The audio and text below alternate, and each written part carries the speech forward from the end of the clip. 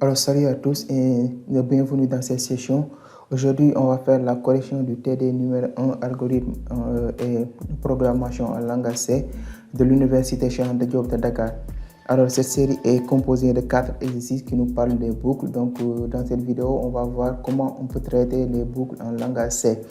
Alors vous pouvez avoir la correction en nous écrivant sur notre numéro WhatsApp. Le lien est mis dans la description, n'est-ce pas, donc de cette vidéo. Vous pouvez également nous envoyer toutes vos séries, quel que soit le langage. On va essayer de faire, n'est-ce pas, la correction ici. Alors sans plus tarder, on va aller regarder on va aller commencer cette correction. Ce que j'ai fait pour le moment, j'ai créé le dossier correction TD UGAD vide ici. Voilà, dossier correction TD UGAD que je vais ouvrir avec mon éditeur de code. Comme ceci. Alors, si vous utilisez un IDE comme Dev++ ou CodeBlocks, vous n'avez pas besoin de faire comme ce que je fais ici. Vous allez directement taper sur votre IDE et vous allez pouvoir, n'est-ce pas, compiler là-bas et exécuter là-bas directement. Moi, ce que j'ai fait, j'ai installé le compilateur MinGCC qui est donc ici sur Windows 11. J'ai installé le compilateur MinGCC et donc je vais écrire le code, je vais le compiler et je vais l'exécuter moi-même. Alors, on est parti, on va aller regarder l'exercice 1. Exercice 1, écrire un programme appelé cercle qui demande à notre utilisateur de donner le rayon d'un cercle de type réel et afficher son diamètre, sa circonférence et sa surface. L'utilisateur doit pouvoir recommencer plusieurs fois s'il le désire. Alors, on va aller commencer ça. On va commencer par créer notre fichier cercle.c comme ceci. Et là, on va inclure la bibliothèque stdio include là, la bibliothèque stdio comme ceci, stdio.h. Et là, on met la fonction principale main. Alors ça, c'est une structure de base qu'on va retrouver dans toutes les séries et dans tous les exercices. Alors, puisqu'on nous a dit que notre rayon est de type réel, donc on va mettre un float rayon, n'est-ce pas? On va déclarer notre variable rayon qui est de type réel ici. Et là, on va demander à notre utilisateur de saisir le rayon. On met un printf, donner le rayon, comme ceci. Et là, après, on met un scanf, on va l'enregistrer dans notre espace mémoire avec 1% F. Voilà, on l'enregistre dans notre espace mémoire rayon, comme ça.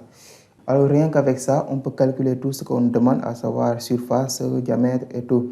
Alors, on va mettre printf, on va le calculer directement, hein, on ne va pas mettre de variable intermédiaire. On met le diamètre, on commence par le diamètre. Le diamètre est 2 points et on met 1% F. Après, on met le calcul. Diamètre, c'est rayon multiplié par 2. C'est rayon multiplié par 2, comme ceci. Ensuite, on met la circonférence. Ensuite, on dit la circonférence est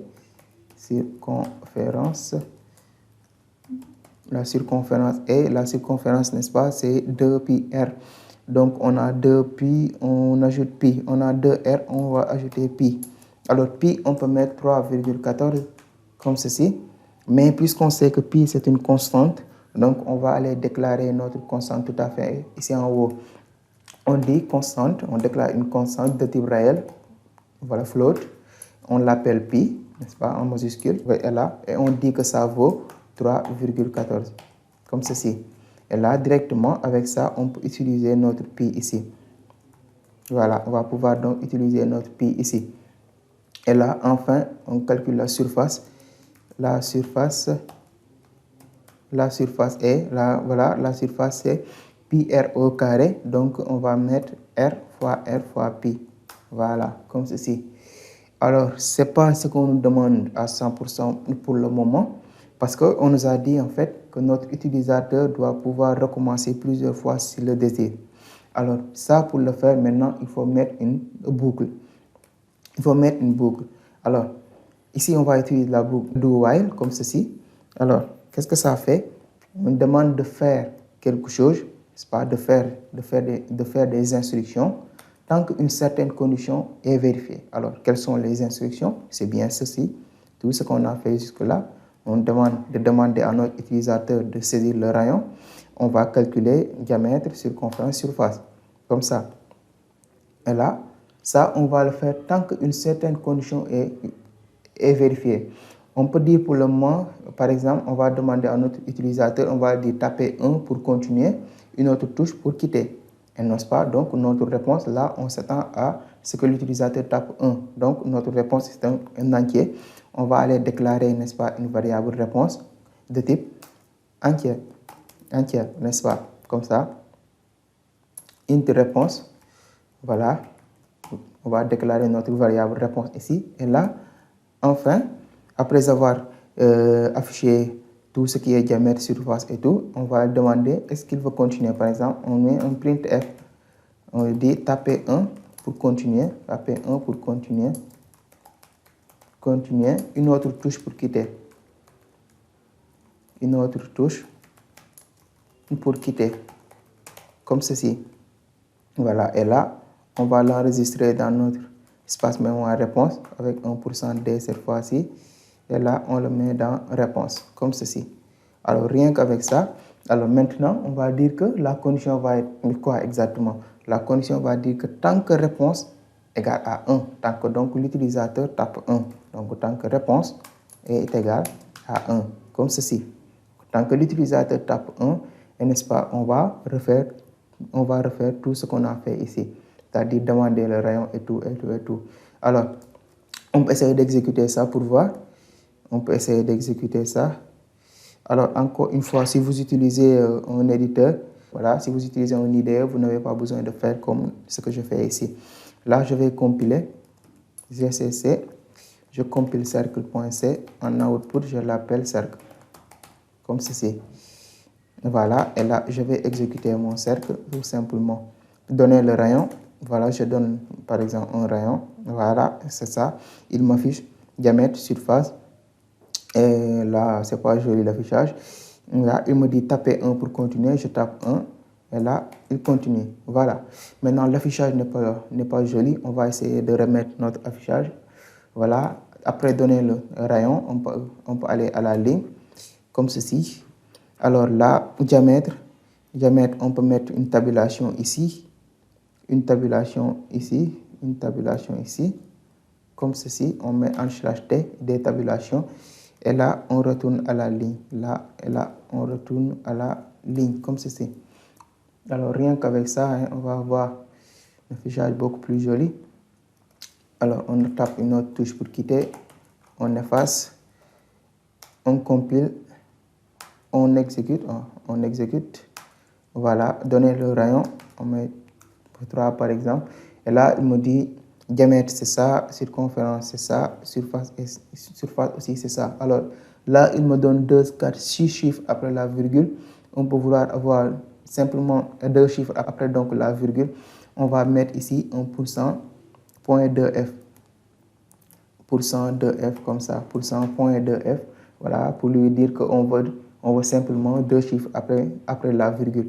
Alors la surface n'est pas bien alignée ici, donc on peut remettre une autre tabulation ici, une autre tabulation comme ça, voilà. Et là, comme ça va faire 2 tabulations, hein, il va l'amener ici, donc c'est juste pour l'affichage. On compile, on exécute à nouveau, donner le rayon, on donne 5 par exemple, et là, voilà. On m'a dit surface, c'est ça, circonférence, c'est ça, diamètre, c'est ça. Et là, donc, taper 1 pour continuer, une autre touche pour quitter. Donc, on tape 1, on nous demande de continuer, voilà, voilà, c'est ça. Et maintenant, si on tape une autre touche, on va quitter. Maintenant, on peut vouloir aussi faire autre chose, par exemple, lui dire taper O pour continuer, une autre touche, donc pour quitter. Donc, notre réponse ici va être O. Et O, c'est un caractère, n'est-ce pas? Donc, on va déclarer ici, on va dire que c'est, voilà, donc on va changer notre type int en char. Voilà, n'est-ce pas? On va mettre char ici, et là, on va lui dire, par exemple, taper O pour continuer, pour les caractères. On dit tape O pour continuer, une autre touche pour quitter. Et là, %C, voilà, on met un %C ici. au lieu de %D. Et là, on va dire tant que la réponse est égale à O, petit o. On va mettre les codes d'abord. Voilà, pour les caractères, on met ça. Alors, maintenant, avec ça, si on fait seulement ça, ça ne va pas fonctionner. On va compiler pour voir. On va compiler et exécuter. Alors là, on compile ici et on exécute. Voilà, donner le rayon, on donne 3. Et là, il me dit taper O pour continuer, une autre touche pour quitter, mais il ne va pas attendre notre réponse. Il va sortir directement. Il va considérer qu'on a tapé une autre touche. Parce qu'en fait, ce que fait notre compilateur ici, il va prendre en compte nos antitraces N là. Il va considérer nos antitraces N là comme étant des caractères. Et là, il va se dire que voilà, puisqu'il a tapé antitrace N, c'est un caractère et c'est pas O, et c'est différent de O, donc il va quitter directement. C'est pour ça qu'on va capturer tous les antitraces N ici. Alors ça, pour le faire, on va dire while, on peut le faire avec while, tant que, ici on va dire ça, tant que tu récupères un antitrace N, tu vas rester sur cette ligne-là. Donc en d'autres termes, c'est tant que tu ne récupères pas, n'est-ce pas, ou bien tant que tu ne récupères pas un caractère différent de antitrace N, tu vas rester ici. Donc on va mettre tant que get char, tant que tu ne récupères pas, n'est-ce pas, tant que tu récupères, oui, c'est ça, un caractère différent de antitrace N, comme ceci, différent de antitrace N, n'est-ce pas, en d'autres, voilà, antitrace N, tu vas rester, en fait, tu vas rester ici, voilà, tu ne vas pas avancer. En d'autres mots, c'est que tant que tu récupères antitrace N, tu vas rester ici, tu ne vas pas avancer. Donc, tant que tu ne récupères pas un caractère donc, qui est différent d'antitrace N, tu ne vas pas continuer. C'est exactement ça. Et donc, avec ça, on a notre solution. Et là, on peut, si on compile à nouveau, et on voilà, on exécute encore, donner le rayon, on donne le rayon. Et là, il nous dit, voilà, le diamètre, c'est ça, surface, circonférence, taper O pour continuer. Si maintenant je tape O, voilà, donner le rayon encore, voilà, comme ceci. Et là, ça fonctionne correctement. Voilà, ça fonctionne correctement. Alors, si je tape une autre touche, bien évidemment, comme ça, alors je suis où, comme ça, va quitter. Voilà, c'est exactement ça. C'était tout ce qu'on nous demandait pour l'exercice 1. Alors, c'était ça pour l'exercice 1. On va aller regarder donc l'exercice 2. Alors, l'exercice 2, qu'est-ce que ça dit? Exercice 2. Écrire un programme appelé table qui permet d'afficher la table de multiplication d'un nombre entier supérieur ou égal à 1 et donné par supérieur ou égal à 1 donné par notre utilisateur. L'utilisateur doit pouvoir recommencer plusieurs fois s'il le désire. Alors, on y va. On va commencer par créer notre fichier table.c comme ceci. Alors là, je peux faire descendre mon terminal comme ça. On va inclure la bibliothèque studio comme d'habitude, studio.h. On met la fonction principale main ici, main, voilà. Et là, on nous a dit, notre utilisateur doit pouvoir recommencer plusieurs fois s'il le désire. Donc, on va commencer par régler ce problème-là. Comme on avait fait avec l'exercice là, cercle.c, on va refaire la même chose ici. On va déclarer une variable réponse de type caractère, char réponse, n'est-ce pas, de type caractère. On va dire faire, do, while, tant que la réponse qu'il nous donne est égale à un petit o. Voilà, tant qu'il répond par oui, comme O ici, on va refaire tout ça. Voilà, tout ce qu'on va mettre après ici. Et là, avant de passer, on va demander de donner, voilà, on va mettre un printf. Voilà, on met encore taper O. Alors, on met taper O pour continuer. Une autre touche pour quitter. Touche pour quitter. Voilà, comme ceci. Là, on va retourner directement à la ligne. Voilà, là existe. Comme ça. Et là, on va l'enregistrer dans notre espace mémoire. Et voilà, réponse avec 1% C. Voilà, et on le met dans réponse, comme ceci. Voilà.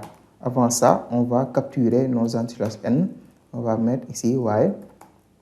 Et là, while, on va récupérer getChar. Voilà. On va capturer ici nos entités n. Voilà, comme ceci, comme on avait fait avec l'exercice 1. Voilà. Alors, avec ça, notre utilisateur va pouvoir recommencer à chaque fois qu'il tape oui, c'est-à-dire petit O ici. Voilà. Alors, là, ce qu'on dit, c'est que notre utilisateur doit taper un nombre et là, on va l'afficher sa table. N'est-ce pas? Par exemple, s'il tape 5, on l'affiche table 5. On va commencer par déclarer une variable nombre ici, de type entier. Voilà, nombre. On va l'appeler nombre nous. Voilà, on va dire à l'utilisateur de donner le nombre. Printf, donner un nombre. On nous a dit supérieur ou égal à 1. Un nombre donc supérieur ou égal sans les accents, hein, ou égal à 1. Voilà.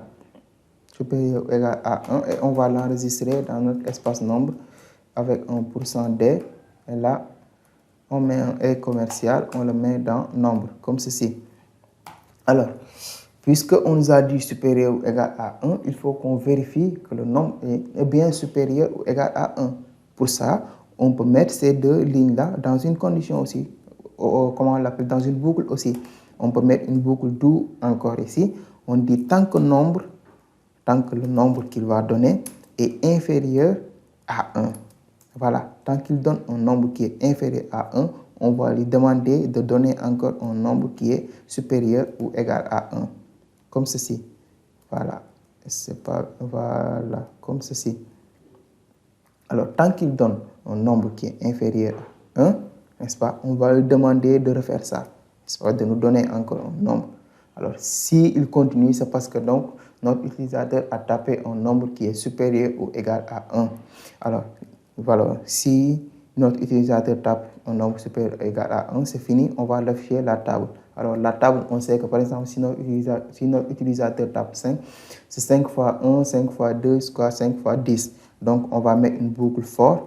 Là, on va utiliser la boucle for. On va déclarer un compteur qu'on appelle i ici, qu'on va appeler i. On dit for. Pour i, on va l'initialiser à 1 parce que voilà, les tables de multiplication commencent par 1. On dit que pour i va commencer par 1, n'est-ce pas? I va jusqu'à i inférieur ou égal à 10 parce qu'il faut que ça arrive en 10, inférieur ou égal à 10. Et là, il va s'incrémenter i++, comme ceci.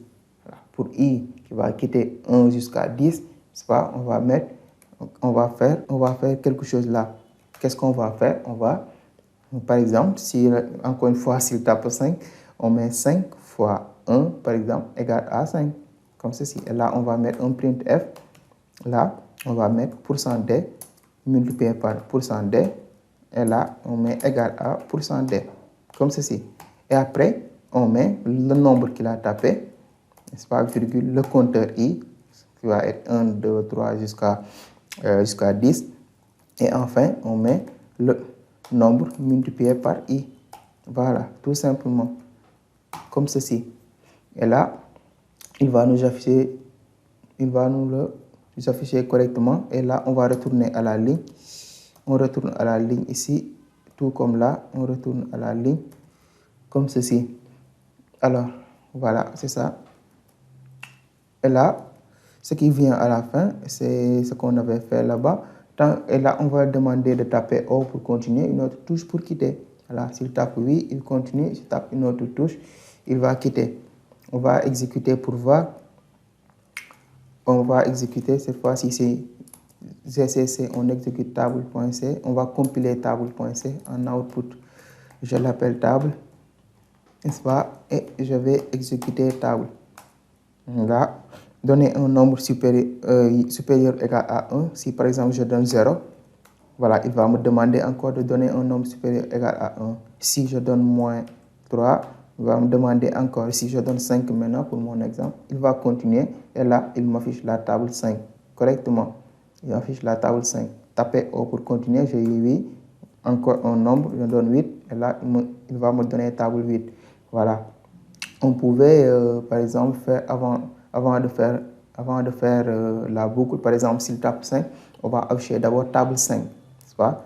On peut mettre un printf ici, comme ceci. On peut laisser séparer avec des trucs là, comme ça, juste pour l'affichage, hein. Table 1% D, n'est-ce pas? %D va remplacer le nombre qu'il va taper, comme ceci. Et là, on va mettre le nombre qu'il tape, comme ça. Et là, on peut mettre une tabulation ici. C'est juste pour l'affichage, encore. Alors là, on va compiler à nouveau. On tape une autre touche d'abord pour quitter. On compile à nouveau. Et là, on va exécuter encore table. Donner un nombre, je donne encore -5. Voilà. Et là, table 5, seulement ici, j'ai oublié de retourner à la ligne.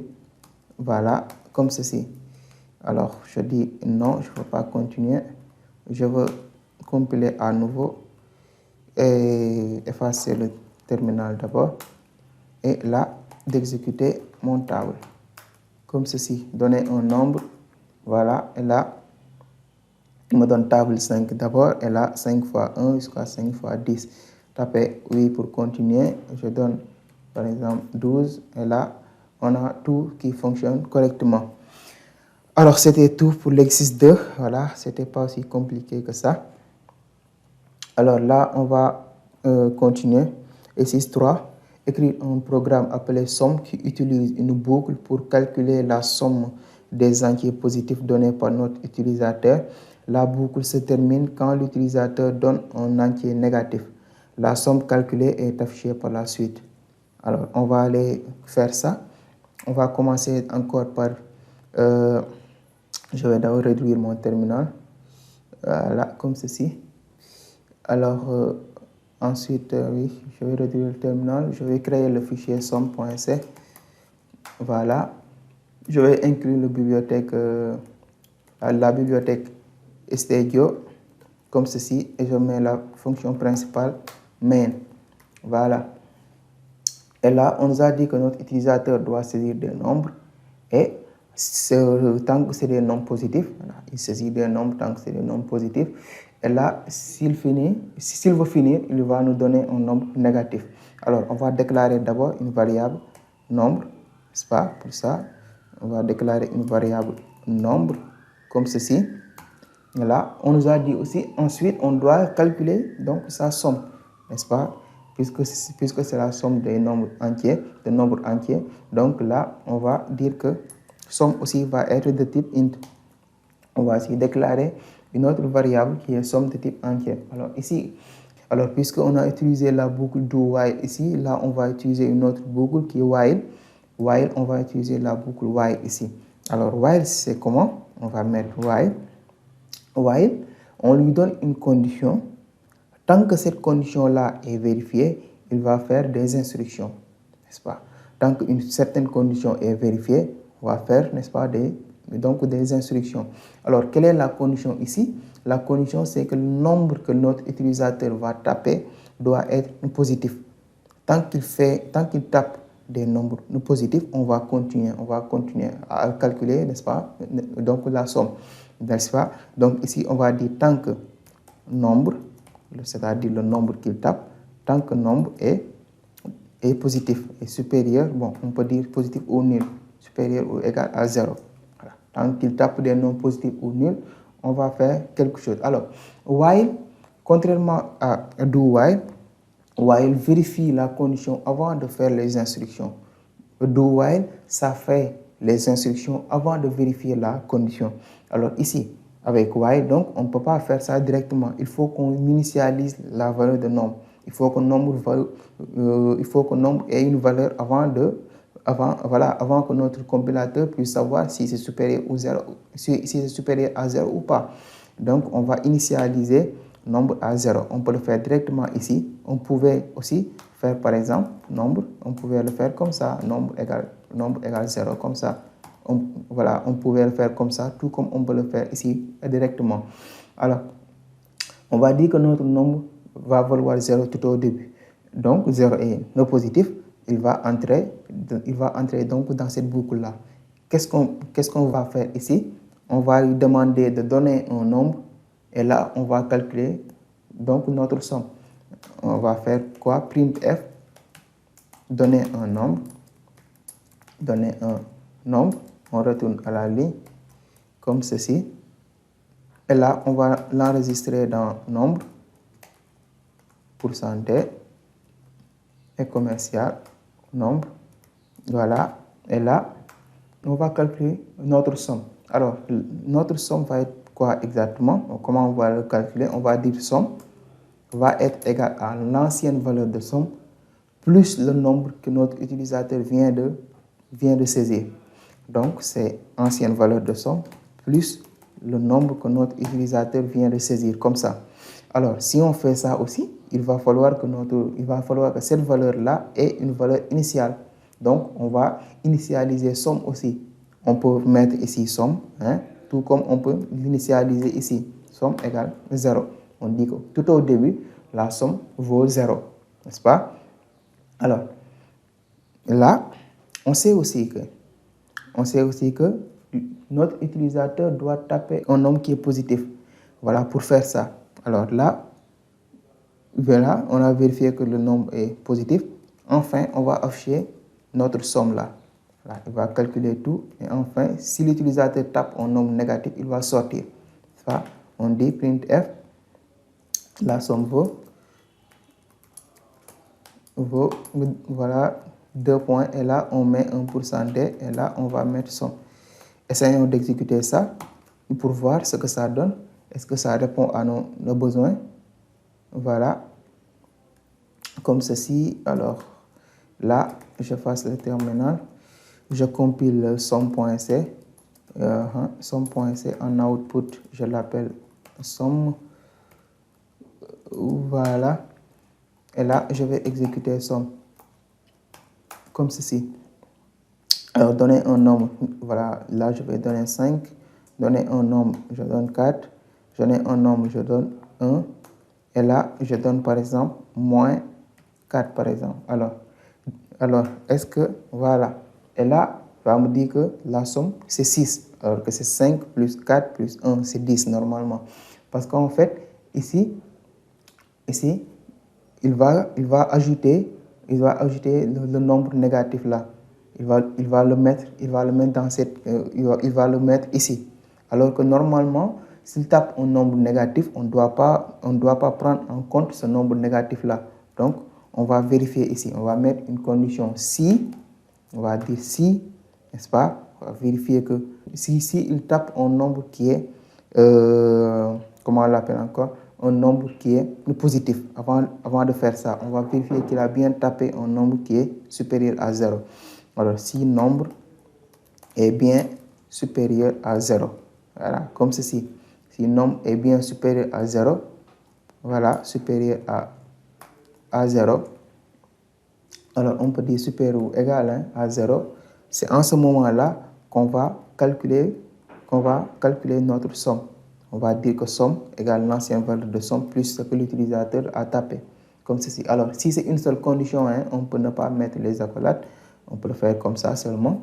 Voilà, si c'est une seule condition. Comme ceci. Et là, avec ça, voilà, on va avoir tout qui va fonctionner normalement correctement. Alors, je fasse le terminal. Je compile. J'exécute.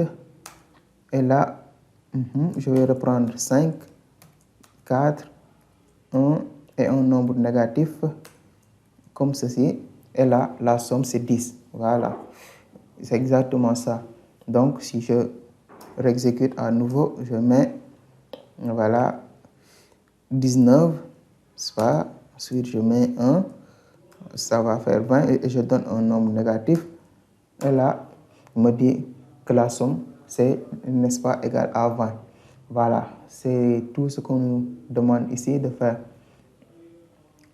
Alors, c'était tout pour cet exercice. On va aller regarder l'exercice 4 maintenant. Le dernier exercice. Exercice 4. Exercice 4, écrire un programme appelé minimum qui utilise une boucle pour calculer le minimum des entiers positifs donnés par notre utilisateur. La boucle se termine quand l'utilisateur donne un entier négatif. Le minimum calculé est affiché. Voilà. On va aller regarder ça. On va commencer par créer notre fichier minimum.c. Minimum.c. Comme ceci. On inclut la bibliothèque. Moi, les signes supérieurs. On inclut la bibliothèque et là, on met la fonction principale main. Alors, ici, notre utilisateur doit faire des nombres, doit donner des nombres. Et enfin, au lieu de calculer la somme, on va dire le minimum, n'est-ce pas? Alors, on va commencer par déclarer une variable nombre, n'est-ce pas? Une variable nombre, comme ceci. Alors, on va commencer par déclarer une variable nombre. Et là, on va dire qu'on va demander à notre utilisateur de saisir un nombre. Bien, avant ça, on sait qu'on va lui demander ça plusieurs fois, tant qu'il donne un nombre qui est positif, n'est-ce pas? Donc, dans ce cas, il va falloir qu'on fasse une boucle. On peut mettre do while encore, n'est-ce pas? On va dire que tant que le nombre qu'il donne, n'est-ce pas? Tant que le nombre est supérieur ou égal à 0, comme ceci, est supérieur ou égal à 0. Voilà. Tant qu'il nous donne un nombre supérieur ou égal à 0, on va encore lui demander, n'est-ce pas? Qu'est-ce qu'on va lui demander? Simplement de donner un nombre. Donner un nombre, comme ceci. Alors là, comme ça, on l'enregistre dans le nombre. Voilà, avec ça simplement. Et là, on met un %d, oui, %d, et commercial, on le met dans nombre. Alors, on doit enfin calculer le minimum. Alors, il va falloir qu'on déclare aussi une variable minimum, n'est-ce pas? On doit chercher le minimum. On déclare une variable minimum, comme ceci, de type entier aussi. Voilà. Alors, maintenant, on doit comparer la valeur que notre utilisateur a tapé, la valeur qu'il a tapée, avec une valeur existante, une valeur minimum existante. Si c'est inférieur à cette valeur-là, on va dire que, n'est-ce pas, donc le minimum, il va changer. Alors là, pour le faire, il va falloir que notre minimum vaut quelque chose. Au moins, avant d'entrer dans la boucle là, il va falloir qu'on ait une valeur de minimum. Ça, pour le faire, on va demander tout en haut, on va lui demander de donner un nombre, de donner le premier nombre avant d'entrer dans la boucle, n'est-ce pas? Demander de donner un nombre avant d'entrer dans la boucle, comme ceci. Donner un nombre. Pourquoi je n'ai pas copié? Voilà. Donner un nombre avant d'entrer dans la boucle. On va le lire dans notre, comme ceci. Voilà. On va lire dans notre espace mémoire nombre. Et là, on va dire qu'au début, le minimum vaut ce nombre-là. Quel que soit ce qu'il a tapé, on va dire que le minimum, c'est ça. S'il tape 1000, le minimum, on dit que le minimum, c'est 1000. S'il tape 1 million, on dit que le minimum, c'est 1 million. S'il tape 2, on dit que le minimum, c'est 2. Et là, ici, dans la boucle, on va vérifier si ce que l'utilisateur a tapé est inférieur au minimum. Voilà, s'il tape une valeur qui est inférieure à ce qu'il avait tapé avant, notre minimum va, n'est-ce pas? Donc, il va changer. On va dire, tant que, on va vérifier si, n'est-ce pas? On vérifie que le nombre qu'il a tapé, que le nombre, voilà, s'il tape un nombre qui est inférieur au minimum, comme ceci, s'il tape un nombre qui est inférieur au minimum, on dit que maintenant, notre minimum, il va devenir ce nombre-là. S'il avait tapé 5 et là, il tape 2, on dit que le minimum, maintenant, c'est 2. Voilà, le minimum va recevoir la nouvelle valeur que notre utilisateur vient de taper. Alors là, on sait que aussi, voilà, c'est pas seulement ça. Le nombre doit être inférieur au minimum, mais aussi, il va falloir que le nombre qu'il tape aussi soit positif. Parce que s'il tape un nombre négatif, c'est pas pour que le minimum change de valeur, c'est pour arrêter, n'est-ce pas? Donc, on va dire et, n'est-ce pas? Et commercial 2 fois, et le nombre qu'il a tapé, n'est-ce pas, est supérieur ou égal à 0, comme ceci. est supérieur ou égal à 0. Voilà. S'il tape un nombre négatif, on ne va pas faire ça. Encore une fois, une seule condition, on peut enlever ça. N'est-ce pas? Comme ceci. Et là, il va le faire tant que le nombre est positif. Comme ça. Alors, je crois que ça fait le tout. Et enfin, on doit afficher le minimum. Hein. Voilà, sinon, ça ne va rien donner. Et là, on dit le minimum. Minimum. Et 2 points, on met 1% et là, on va afficher minimum. Voilà, tout simplement. Tout simplement. Là, on va exécuter pour voir. On va compiler d'abord. GCC, on compile minimum.c. En sortie, je l'appelle minimum. Voilà, et là, je vais exécuter minimum. Voilà, comme ceci. Donner un nombre, je donne 4. Donner un nombre, je donne 6. Donner un nombre, je donne 7. Voilà, donner un nombre, je donne 1 par exemple. Donner un nombre, je donne, pour finir, moins 4. Voilà, et le minimum est 1. Voilà, et le minimum est 1. Maintenant, je vais encore exécuter. Si par exemple, si je commence par donner moins 5, par exemple, un nombre négatif, voilà. Là, si maintenant je commence par donner un nombre négatif, normalement, il ne doit pas commencer. Voilà, il ne doit pas commencer. Parce que là, si maintenant je fais ça, il va y avoir une erreur. Il va y avoir une erreur. Il va me dire que le minimum, c'est moins 5. Alors, ça, on va régler ça.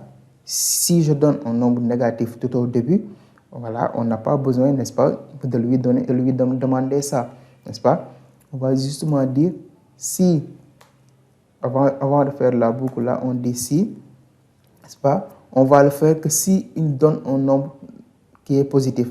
Voilà, si nombre qu'il tape au début est supérieur ou égal à 0.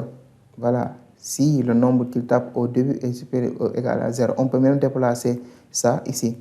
Voilà, on peut déclarer ça ici. On peut déplacer ça ici.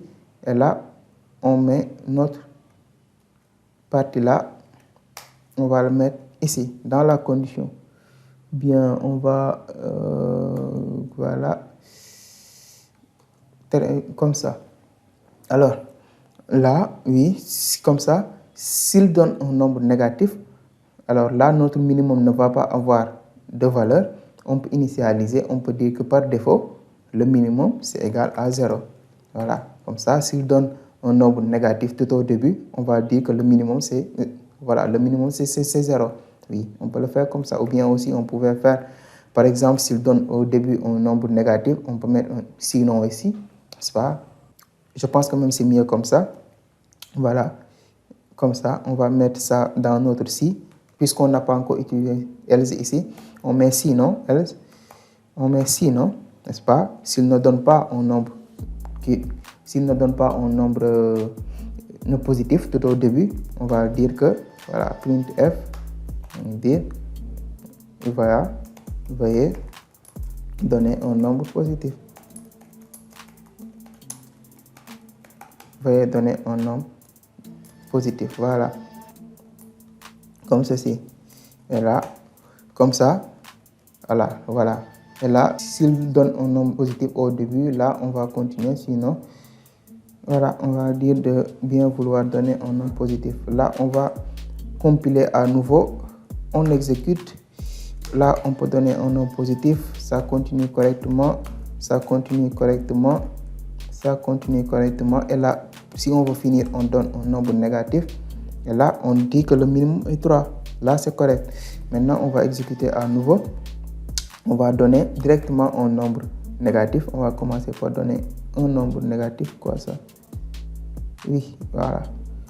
On donne, voilà, un nombre négatif. Et là, il nous dit, veuillez donner un nombre positif. Alors, c'était tout pour cette série. Voilà, c'est ce qui met un terme à cette vidéo. Donc, on va se retrouver la prochaine fois pour faire d'autres séries voilà, pour les autres écoles et universités. Alors, on se donne rendez-vous la prochaine fois.